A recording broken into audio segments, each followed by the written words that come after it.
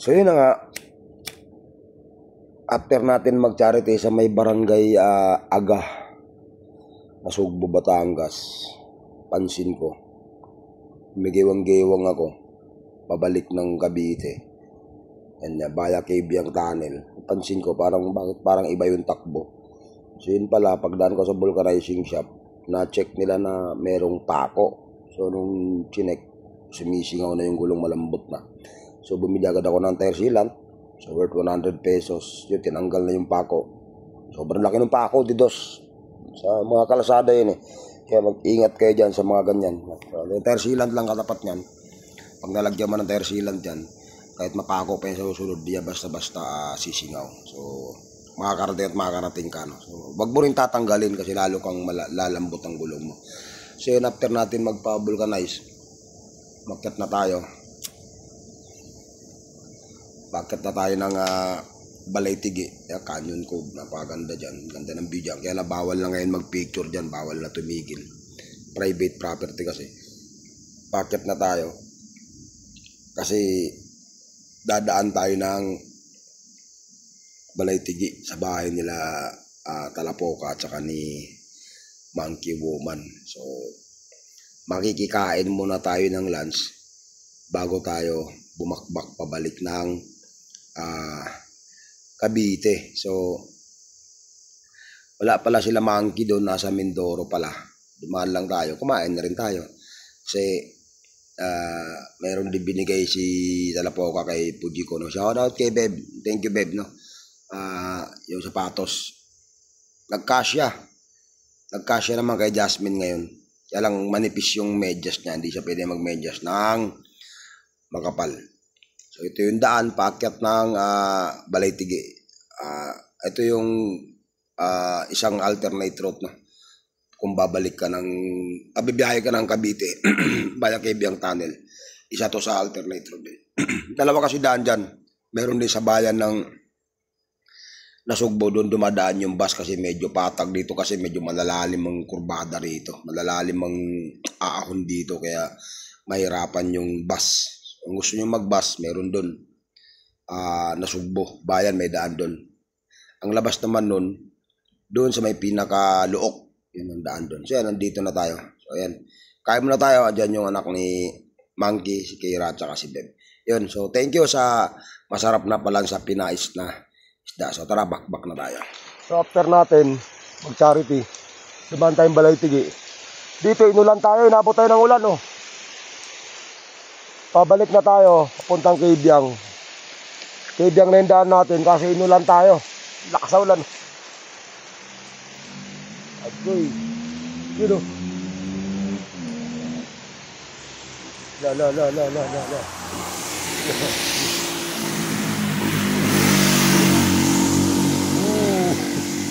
Mga kabataan, walang helmet.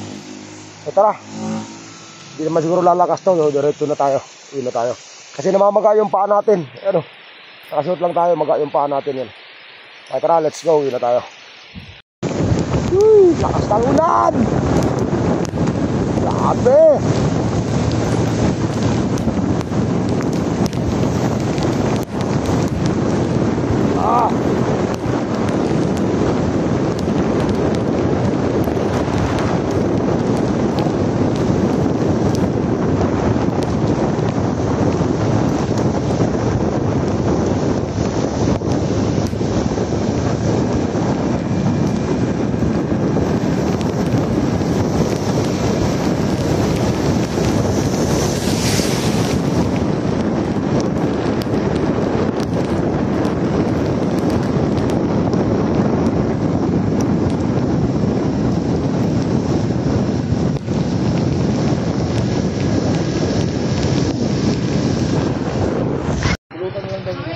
Saan kayo galing?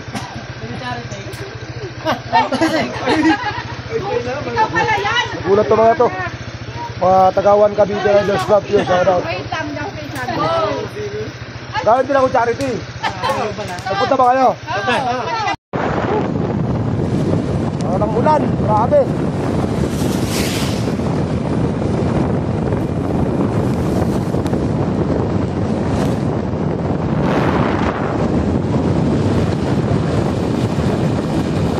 ganda dito.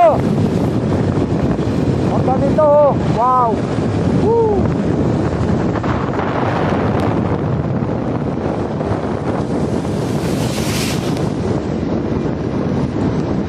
Kaya lang, basang-basa ako sa ulan.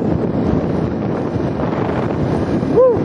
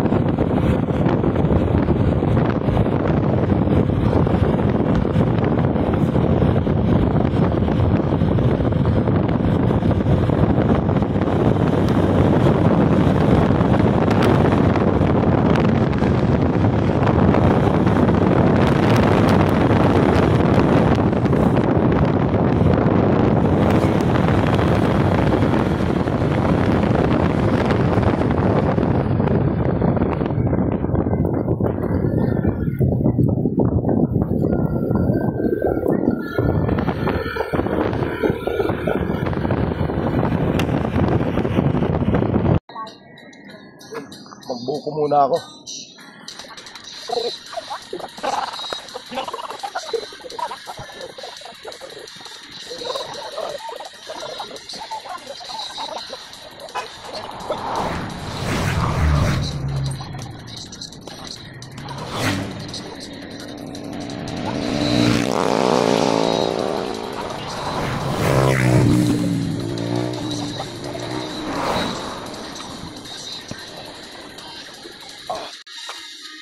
Magkapalit pa ako.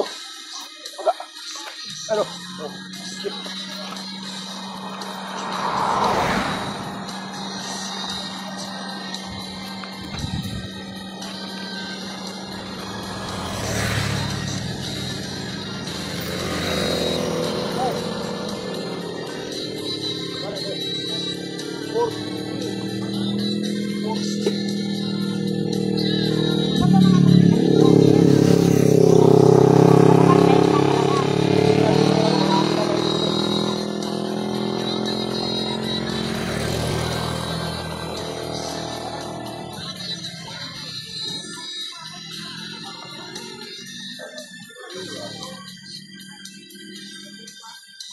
Ako naman pag lagi nadaan dito, nabibuko talaga ako sa kumbuko yun. Refreshing. Bakit ako nakakal mo rin? Bakit? Hindi ko karanawa mo. Hindi ko karanawa. Anak buhay na lang.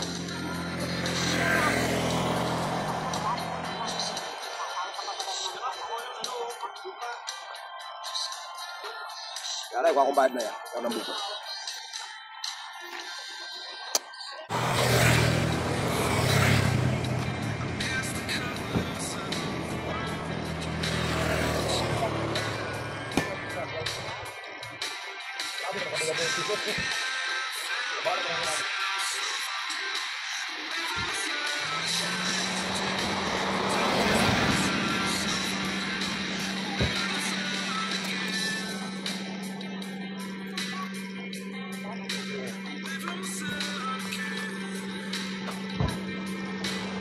Ayun, maraming salamat, hanggang dito na lang. At magmamadali na ako kasi medyo hapon na, may dala ako isda eh. Bumili ako isda kanina dun. Yan, binili ko lapu-lapu, 150 lang. Kaya yun, tara po. Grabe. Yan, so hanggang dito na lang, grabe.